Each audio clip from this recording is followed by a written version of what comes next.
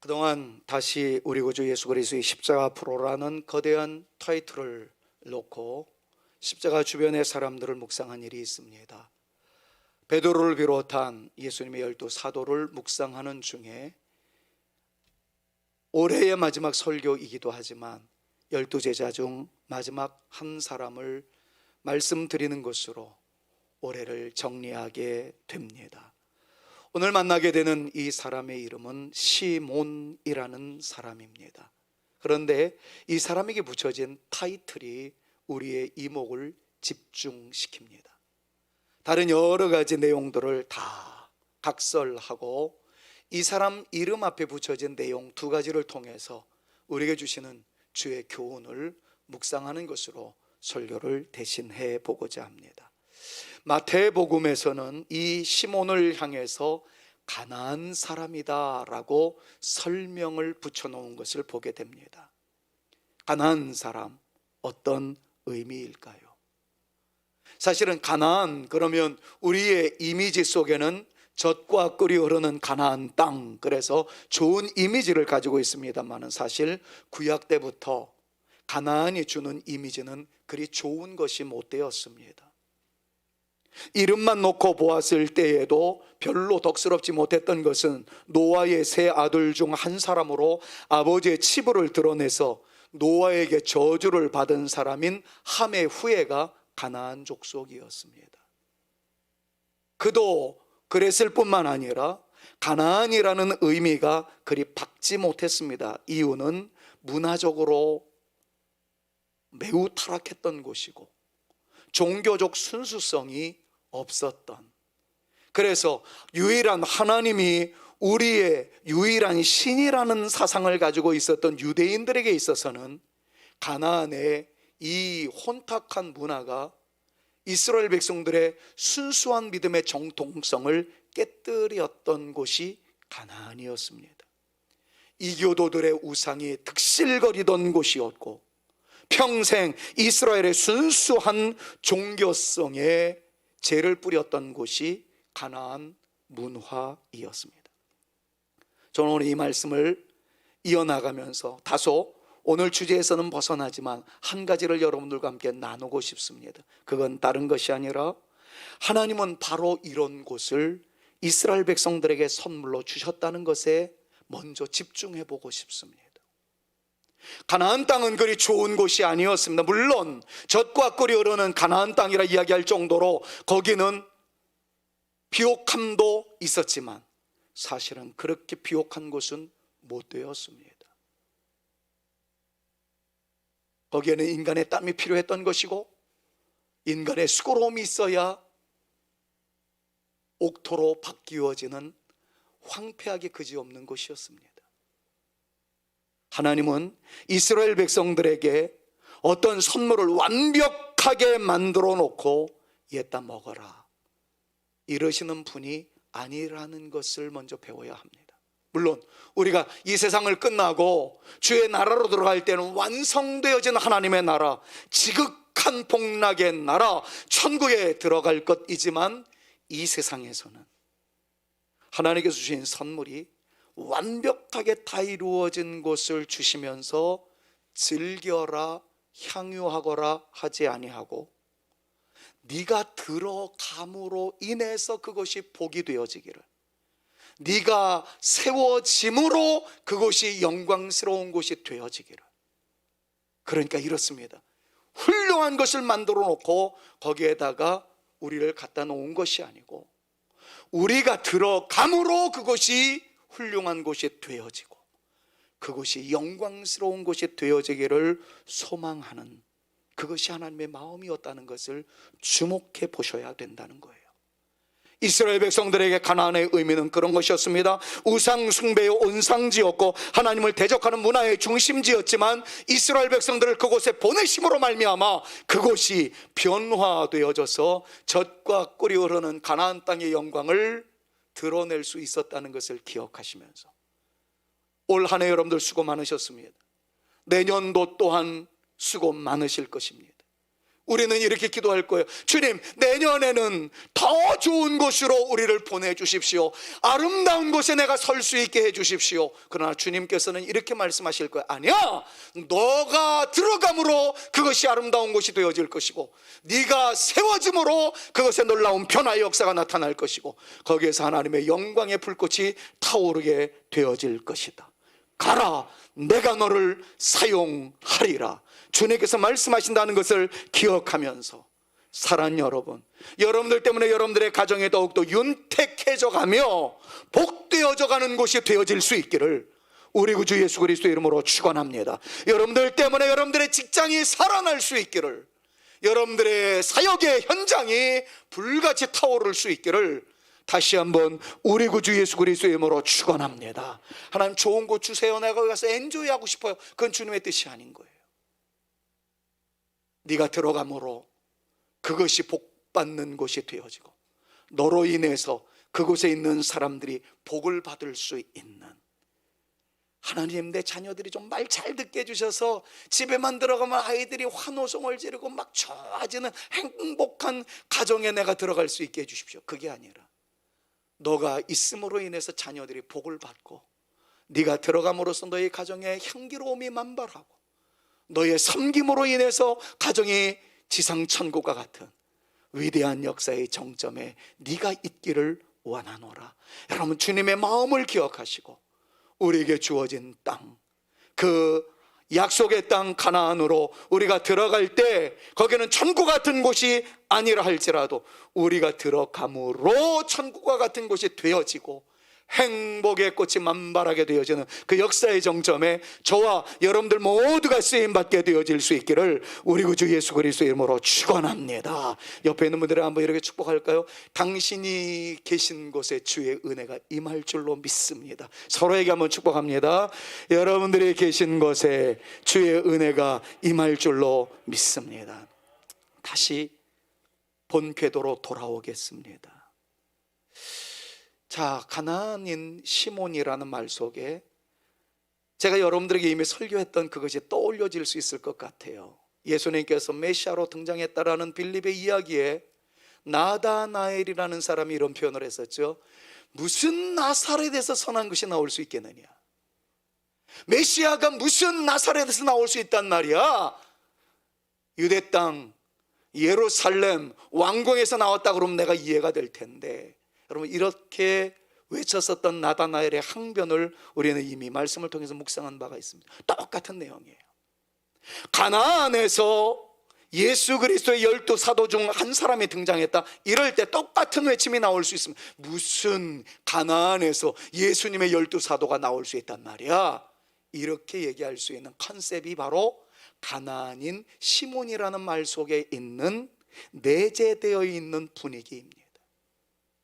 그런데 이 말씀은 어떻게 강조해요? 시몬이라는 사람이 많은 사람들이 혐오하고, 많은 사람들이 등 돌리고, 많은 사람들이 혼탁한 문화라고 정죄하는 그 땅에서 나온 한 사람이 예수님의 사도가 되었다는 것을 우리에게 강조하고 있는 말씀이 바로 이 말씀입니다. 기억하십시오. 봉천동 달동네에서도 선한 것이 나올 줄로 믿습니다. 여러분들의 삶의 현장이 다소 불만족스럽고 행복하단 말할 수 있는 단성의 함성의 장소가 비록 아니라 할지라도 하나님께서 역사하시면 우리 가문에서도 위대한 역사가 시작될 줄로 믿노라. 내 자녀를 통해서 하나님의 거대한 역사가 임하게 될 줄로 믿노라. 여러분, 이 믿음을 가지고 평생 살아갈 수 있기를, 그리고 그 믿음대로 되어지는 은혜가 우리 가운데 나타날 수 있기를 주님의 이름으로 축원합니다. 저는 그렇게 기도해요. 하나님, 봉천동 달동네에서도 선한 것이 나올 수 있게 하시고, 우리 사랑하는 성산교회 다음 세대들을 통해서 대한민국이 건재할 수 있는 일에 쓰임받는 다음 세대의 거목들로 가득 찰 수 있도록 역사하여 주시옵소서. 여러분, 그 기도의 근거가 바로 가나안인 시몬이라는 타이틀을 통해서 우리가 얻을 수 있는 교훈입니다. 사랑하는 여러분, 우리 교회는 크지 않습니다. 그러나 우리 교회에서 꿈틀거리고 있는 다음 세대들은 대한민국의 미래 교회를 이끌어 나갈 수 있는 위대한 일꾼들이 꿈틀거리고 있음을 저는 꿈꾸고 있습니다. 우리가 꾼 꿈대로 우리 교회 다음 세대들이 역사의 주역들이 되어지기를, 거목이 되어질 수 있기를, 여러분들의 사랑하는 자녀들이 시대와 나라와 민족을 위하여 쓰임받는 다음 세대의 거목들로 잘 자라날 수 있기를 우리 구주 예수 그리스도의 이름으로 축원합니다. 우리 사랑하는 성산교회가 지금은 그렇게 유명한 교회는 아니라 할지라도, 아니 주님 오시는 날까지 유명한 교회는 못 된다 할지라도, 이곳에서 꿈을 꾸는 사랑하는 자녀들이, 이곳에서 주께 영광 올려드리는 주의 백성들이 주의 영광된 나라를 위하여 쓰임받고, 여러분들의 주어진 삶의 현장에서 사역의 위치에서 빛을 드러낼 수 있는 영광의 주역들 되어질 수 있기를 간절히 소망하면서, 그 은혜가 우리 가운데 넘치게 하여 주시옵소서. 거룩한 함성으로 기도하는 저와 여러분 우리 모두가 되어질 수 있기를 간절히 소망합니다. 두 번째로는 셀롯인 시몬이라고 오늘 본문 말씀이 설명하고 있다는 것에 주목해 보셔야 합니다. 누가는 마태와는 달리, 마태는 가나안 사람 시몬이라는 것에 집중했다면 누가는 셀롯인 시몬이라고 집중하고 있는 차이점을 보인다는 것에 우리는 관심을 기울여야 합니다. 여러분 성경을 보시면서 셀롯인, 거기 옆에 넘버링이 이렇게 쳐 있고, 그 뜻을 여러분들이 보시는 성경 밑에다가 각주를 달아놓고 열심당원이라고 해석해 놓은 것을 보실 것입니다. 셀롯인이라는 말은, 셀롯이라는 말은 헬라어로서 열심당원을 의미합니다. 열심당원은 알페오의 아들 야고보, 이른바 작은 야고보를 묵상할 때 살펴보았듯이 그들은 민족 독립 투사였습니다. 우리나라 상황에선 독립운동가를 말하는 것이고, 프랑스의 개념으로 이야기하자면 레지스탕스를 의미한다라고 말씀드릴 수가 있습니다. 다 아시다시피 열심당원들은 늘 가슴에 칼을 지니고 다녔습니다. 그래서 친로마적이거나 로마의 중요한 인물에 대해서는 가차없이 칼을 디미는 민족주의자였습니다.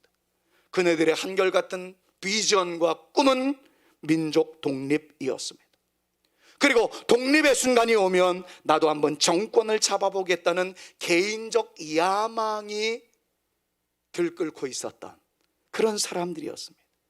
자, 그런데 누가는 역사학자로서 이 시몬이 셀롯인이었다는 것에 대해서 강조점을 부여하고 있습니다. 어떤 의미일까요? 이미 예수님의 제자 중에 한 사람도 열심당원이 있었어요. 그런데 이분은 온건한 독립투사였었던 것으로 추정됩니다. 반면에 시몬은 누가 봐도 열심당원이라는 것을 알 정도로 과격한, 레디컬한 그러한 독립투사였다는 것을 강조하기 위해서 이 시몬을 소개할 때에는 셀롯, 열심당원이라고 타이틀을 아예 붙여놓았던 것 아닌가, 학자들은 그렇게 연구 결과로 추정합니다. 저는 그것에 동의합니다. 자, 이런 맥락에서 한 가지를 설명해 드릴게요. 이 사람이 꿈을 꿉니다.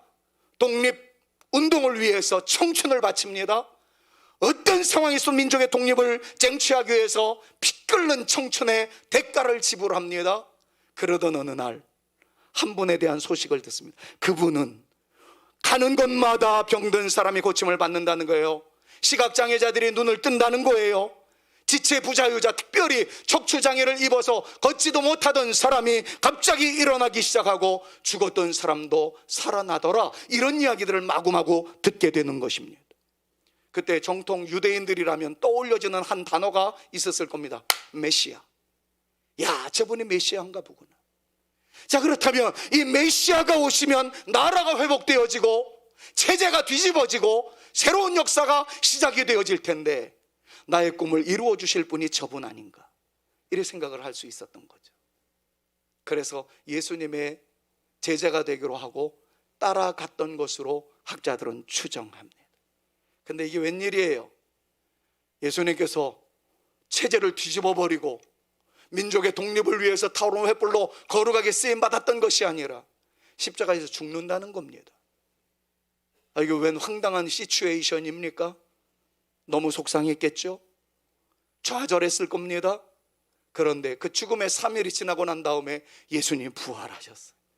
이때 다시 시몬은 거룩한 야심이 충동질하기 시작합니다. 야, 그럼 그렇지, 내가 사람 잘못 본 건 아니지. 주님이 부활하셨잖아. 부활하신 주님이 제자들에게 나타났을 때 누군가가 이런 말을 던집니다. 성경 정말 뜯어보면 정말 맛있어요. 사도행전 1장 6절 말씀을 보니까 민족 독립에 대한 불같은 열정으로 타오르고 있었던 한 사람이 이야기합니다. 주님, 주께서 이스라엘 나라를 회복하심이 이때니까. 사도행전 1장 6절에 나오는 말씀이에요.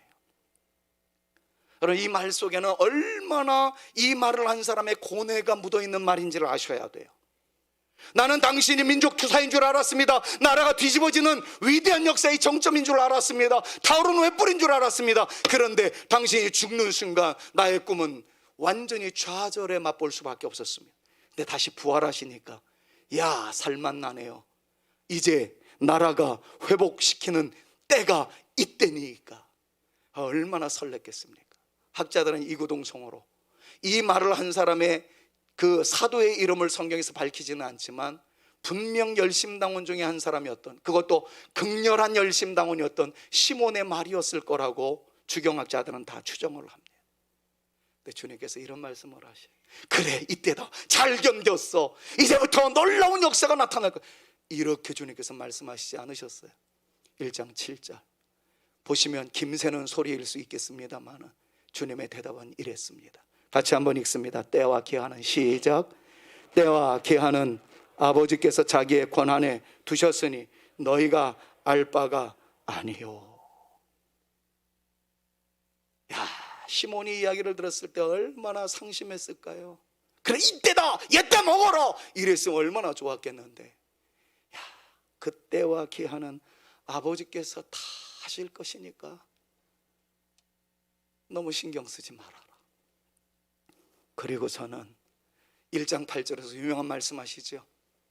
그건 하나님께서 하실 일이고 네가 할 일은 성령 받아라.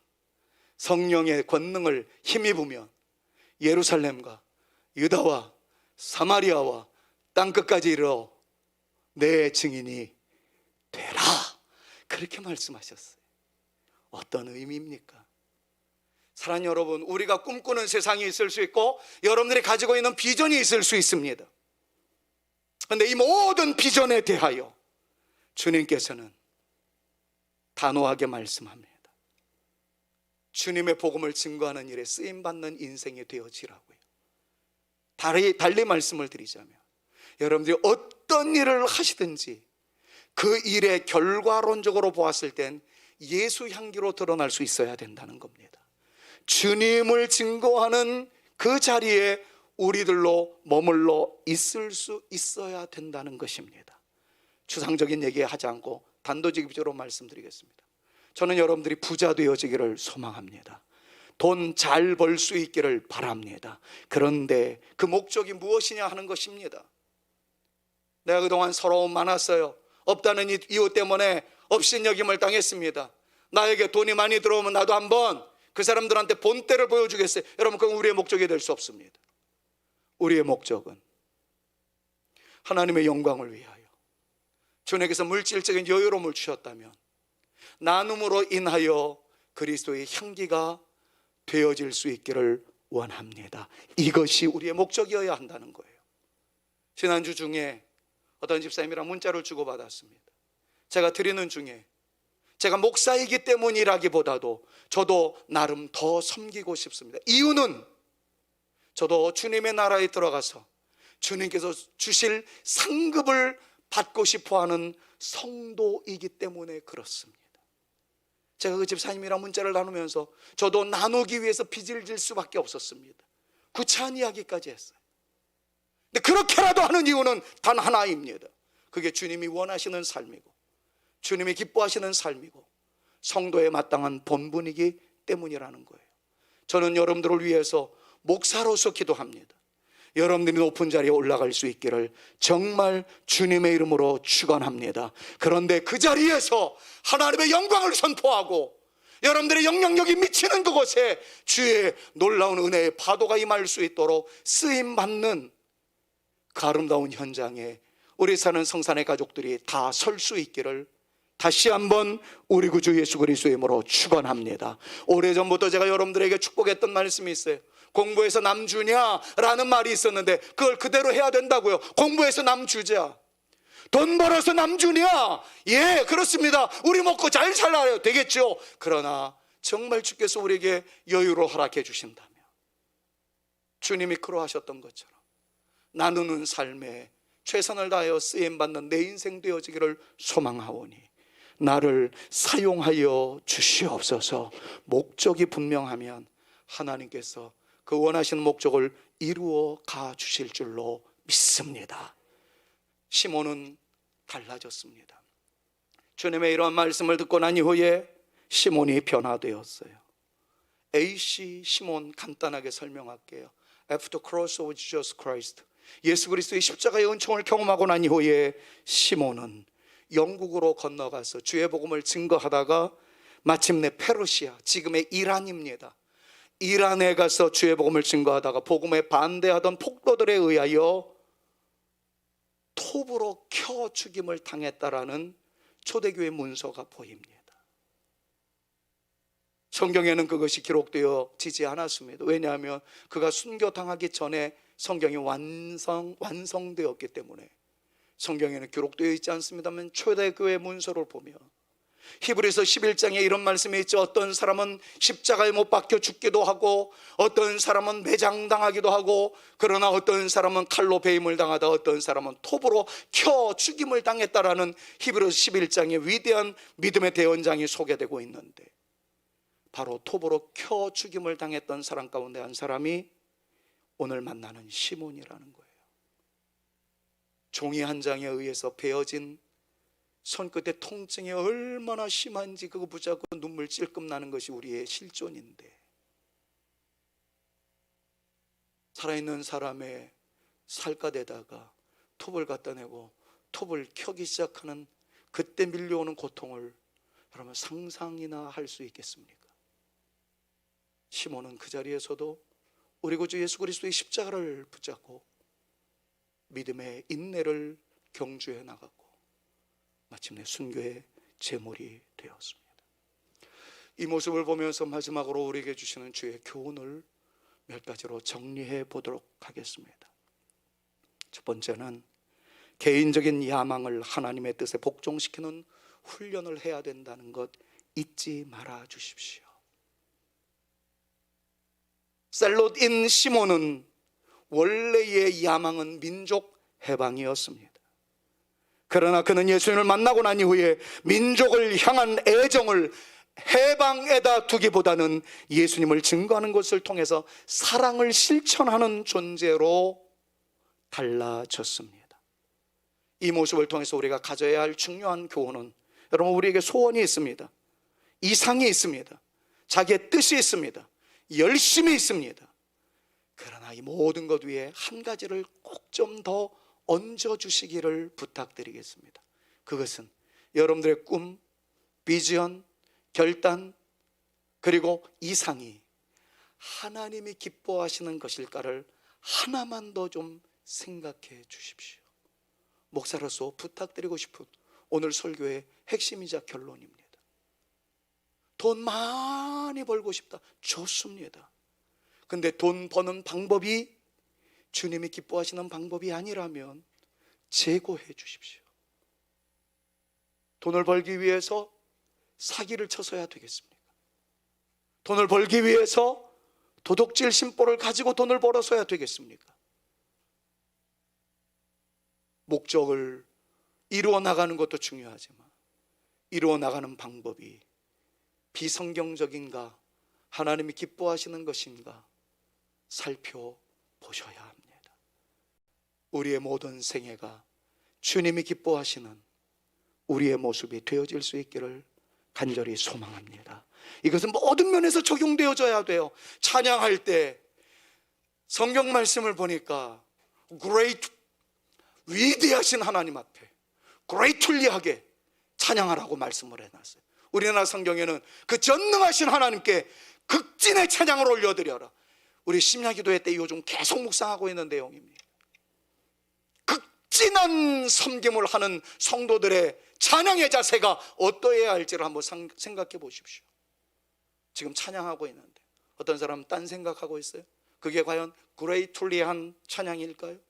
극진한 찬양일까요?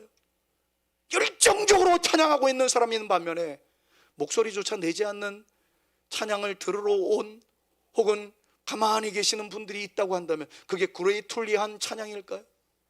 아니란 말이죠.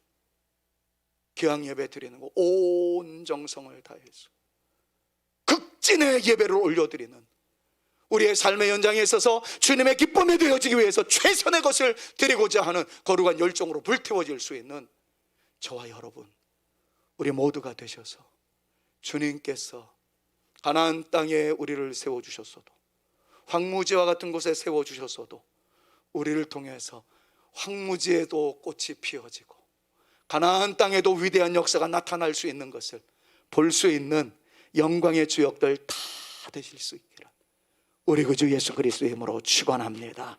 또 하나 살펴볼게요. 나와 다른 사람도 일치를 이루고자 하는 조화 있는 모습은 성숙한 그리스도인에게 매우 중요한 것이라는 것을 배워야만 합니다. 자, 예수님의 제자들 가운데 세리마테, 친로마적인 성향이 있는 사람도 있었습니다. 아시다시피 알페오의 아들 야고보 열심당원도 있었습니다. 이것은 지난번에 설교를 했기 때문에 더 이상 하지 않겠습니다. 그런데 여기서 희한한 것 하나를 발견합니다. 그것은 열심당원 중에 알페오의 아들 야고보가 있었고 더 적극적인 열심당원인 시몬이 있었습니다. 열심당원이라는 공통분모로 둘이 야합을 하기 시작하면 친로마적인 성향을 보이고 있었던 마태는 집단 따돌림을 받을 가능성이 매우 높습니다. 여러분, 1대1의 싸움도 버거울 텐데 2대1의 싸움은 더 힘들지 않겠습니까? 근데 성경 어느 곳에도, 초대교회 문서 어느 곳에도 같은 목적을 가지고 있는 두 사람이 다른 성향을 가지고 있는 한 사람을 집단 따돌림을 하기 위해서 결탁을 했다든가 야합을 했다든가 연합전선을 구축했다는 말이 보이지 않습니다. 사실 이 부분에 있어서 20분 정도 설교할 자료를 다 준비해 왔어요. 상담학을 전공한 저로서는 여기서 보엔의 삼각구도를 이야기해야 되고, 두 사람의 결탁이 그 곳에 미치지 못한 한 사람을 왕따시킬 때 당하는 병폐적인 그 비합리적인 역기능적인 요소, 너무나도 얘기할 게 많은데 다 각설하겠습니다. 다 제외하겠습니다. 사랑하는 여러분, 지역감정, 혈연 이런 것 때문에 하나님 나라의 공동체를 파괴하는 어리석은 자리에 들어가지 않아야 할 줄로 믿습니다. 우리는 주 안에서 하나입니다. 하나 되게 하신 것을 힘써 지켜야 합니다. 두 사람의 친함이 다른 한 사람에게 외로움이 되게 해서는 안 됩니다. 그저 우리는 주 안에서 하나임을 다시 선언하면서 우리 성산교회 울타리 안에서 한 가족으로 살아가는 우리는 주 안에서 살겠나이다, 주 안에서 사랑하겠나이다, 주 안에서 서로 세우겠나이다, 서로를 위하여 힘을 부여해 줄 수 있는 멋진 형제들이 되어질 수 있기를 우리 구주 예수 그리스도의 이름으로 축원합니다. 마지막 종결론 맺겠습니다. 시몬의 비전이 예수님 중심으로 변화된 데에는 성령 충만이라는 놀라운 무기가 있었다는 것으로 총결론의 말씀으로 대신하고자 합니다. 민족주의자에서 예수주의자가 된 것은 성령의 역사였습니다. 제자들의 BC와 AC를 우리는 그동안 묵상해 왔습니다. 그런데 그들의 BC와 AC가 달라진 그 정점은 오순절 성령 강림의 역사에 있었다는 것, 우리는 너무나도 많이 들었습니다. BC 때에 그 용감했던 베드로는 겁쟁이였었고, 그 겁없이 날뛰던 야고보도 예수님의 십자가의 연장 앞에서는 오리발 내밀고 도망치던 사람이었습니다. BC 때는 다 치사하기 그지없었던 사람들이었어요. 그런데 AC 때는 다 달라졌습니다. 주님이 원하시는 일과 사역을 감당할 수 있는 존재가 되었고, 그 놀라운 역사의 전환기에는, 변곡점에는 성령의 충만한 역사가 있었다는 것을 우리에게 가르쳐 주고 있습니다. 우리에게도 마찬가지입니다. 우리의 삶에 늘 예수님이 주인 되기를 원하는 진실한 마음이 있다면 날마다의 삶 속에서 성령님의 역사가 함께 하시기를 우리 구주 예수 그리스도의 이름으로 축원합니다. 그렇다고 성령 충만함이라는 것을 불을 토하는 어떤 특별한 사역이라고 생각하지 마십시오. 외치면 귀신이 떠나가고 질병이 떠나가는 초자연적인 역사가 성령의 충만함이라고 그렇게 생각하지 마십시오. 성령의 충만함은 우리의 일상에서 나타나는 어쩌면 조용한 함성일지도 모릅니다. 성령의 충만함이라는 것은 우리의 말 속에서 더욱 영향력을 발휘하는 아름다운 삶의 향기일지도 모르겠습니다. 뜨겁게 무언가를 하려고 하지 마시고 여러분들의 삶의 현장에서 조용하나 강력하게 나타나는 변화의 아름다움을 위해서 우리는 기도하셔야 합니다. R.A. 토레이 목사님이 이렇게 얘기했던 것이 아마 참고적 도움이 될 수 있으리라 생각합니다. 그분은 성령에 대해서 간구할 때에 불을 토하게 하여 주옵소서, 불의 역사가 나타나게 하여 주옵소서, 모든 것들을 괴멸시켜 주옵소서, 이런 식으로 기도하지 않았습니다. 일상에서 나타나는 성령 충만함, 그는 이렇게 선포합니다. 주님, 내가 성령의 충만함을 입지 않고는 하루를 시작하지 않게 도와주소서. 내가 성령에 충만하지 않거든 말하지 않게 하여 주시고, 내가 성령에 충만하지 않거든 중요한 결정을 하지 않도록 도와주시옵소서. 여러분, 이게 진짜입니다. 주님, 오늘 내가 많은 말을 할 수밖에 없을 텐데 이 말이 상대방에게 비수가 되지 않게 나를 사로잡아 주옵소서. 내가 오늘 무언가 결정해야 되는데 그 결정이 주님의 마음을 헤아려 드리는 바른 결정이 되게 하여 주옵소서. 이를 위하여 내가 성령님의 도우심을 구하오니 오늘 나에게 충만함을 덧입혀 주옵소서. 이것이 진짜 예수 믿는 사람들입니다. 우리 교회에서 무슨 특별한 일이 일어날 수 있겠느냐? 일어날 수 있습니다. 성령께서 역사하시면 우리는 어느 자리에서든 그리스도의 영광의 불꽃들이 되어질 수 있음을 믿습니다. 여러분들의 정직이 임명을 받으셨는데 그 사역의 현장에서 성령의 충만함으로 사명을 감당하기로 작정해 보십시오. 주님께서 새로운 은혜의 길을 여실 줄로 믿습니다. 지난 한 해 고생 많으셨습니다. 내년도 여전히 코로나는 우리 앞에 떡하니 버티고 있을 겁니다. 주님 붙잡고 딛고 일어서서 뚫고 나가고자 하는 하나님의 능력에 힘입은 거룩한 열정이 우리 가운데 있다면 하나님께서는 거기에서도 우리로 승리하도록 인도하여 주실 줄로 믿습니다. 다시 우리 구주 예수 그리스도의 십자가 앞에 당당하게 서는, 그래서 내년도를 향해서 더 힘있게 당차게 나갈 수 있는 우리 성산의 가족들 다 되어질 수 있기를 우리 구주 예수 그리스도의 이름으로 축원합니다. 축원합니다. 그래서 우리는 이런 찬양을 주 앞에 올려드릴 수 있을 것 같아요. 주님, 내가 찬양할 때에도 성령의 힘으로, 인생의 길을 걸어갈 때에도 겸손으로 옷 여미기 위하여 성령으로 살아가게 하여 주옵소서. 1절과 5절만이라도 한번 찬양하고 싶습니다. 성령이여 우리, 성령이여 우리 찬송 부를 때 진심으로 찬양하게 하소. 성령이여 우리 겸손해져서 성령이여 우리 겸손해져서 우리 주와 같이 되게 하소서.